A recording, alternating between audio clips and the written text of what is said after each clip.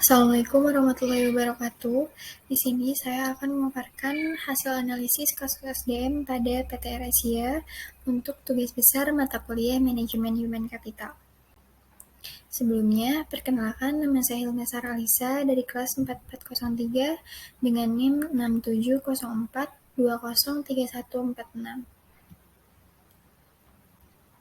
Pada beritanya, telah terjadi kesalahan supir bus APB Indonesia AirAsia yaitu menurunkan sebanyak 45 penumpang penerbangan QZ509 di terminal domestik dan dinaikkan kembali ke bus APB atas perintah petugas Aviation Security Bandara menuju terminal kedatangan internasional dengan catatan satu orang terlanjur keluar dari gedung terminal domestik atas nama Jonathan Derwin, kebangsaan Selandia Baru, dan pada Selasa pukul 12.59 waktu Indonesia Timur.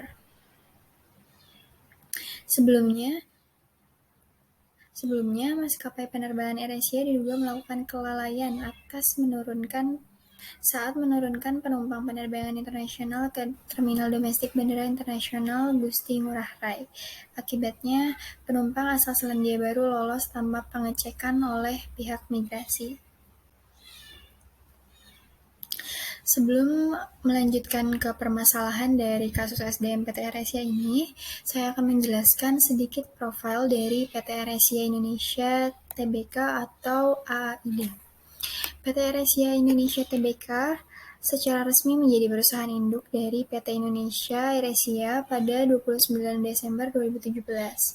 PT AirAsia Indonesia yang sebelumnya dikenal dengan nama PT Rimau Multi Putra Pratama Tbk adalah perusahaan terbuka yang terdaftar di Bursa Efek Indonesia. Perubahan nama dari RMPP menjadi AAID telah disetujui oleh Kementerian Hukum dan Hak Asasi Manusia Republik Indonesia. PT AirAsia Indonesia Tbk melalui entitas anak PT Indonesia AirAsia merupakan perusahaan yang bergerak pada bidang usaha penerbangan komersial berjadwal. Sebagai perusahaan jasa penerbangan, perseroan memiliki satu kantor pusat dan mengoperasikan 16 kantor pelayanan dan penjualan yang tersebar di 12 kota besar Indonesia. Perseroan senantiasa berkomitmen untuk memberikan pelayanan memuaskan kepada seluruh pelanggan dan para mitranya.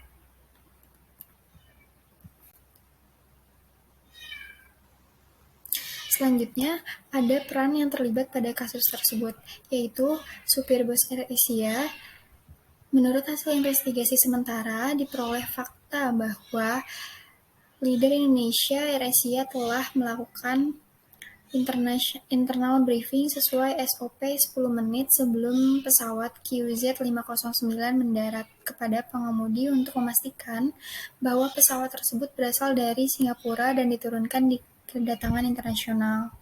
Yang kedua, yang berperan pada kasus tersebut adalah petugas flight controller, yang dimana peran dari petugas flight controller sendiri yaitu memandu dan mengatur lalu lintas untuk transportasi di udara.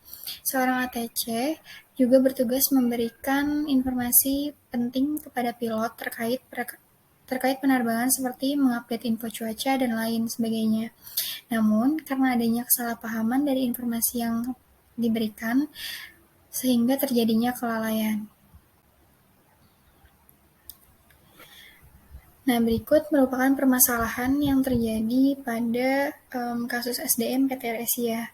Yang pertama itu adanya kelalaian supir bus atau pilot. Yang kedua itu adanya miskomunikasi antara supir bus APB dengan flight controller pada saat proses penumpang dinaikkan ke dalam bus. Maka dari itu, terjadi penumpang asal dari Selandia Baru yang lolos tanpa pengecekan oleh imigrasi. Dan karena adanya miskomunikasi, sehingga salah menurunkan penumpang AirAsia QZ untuk keperluan investigasi. Untuk selanjutnya, ada solusi daripada kasus SDM AirAsia ini sendiri. Yang pertama itu perlu dilakukannya pengelolaan SDM dengan pendidikan dan pelatihan tenaga kerja. Yang kedua, perlu adanya pemeliharaan tenaga kerja. Untuk solusi terbaik yang saya sarankan yaitu pada poin pemeliharaan tenaga kerja. Komunikasi kerja antara para pelaku kepentingan, baik itu rekan kerja, atasan, bawahan, konsumen, pemerintah, dan peran lainnya.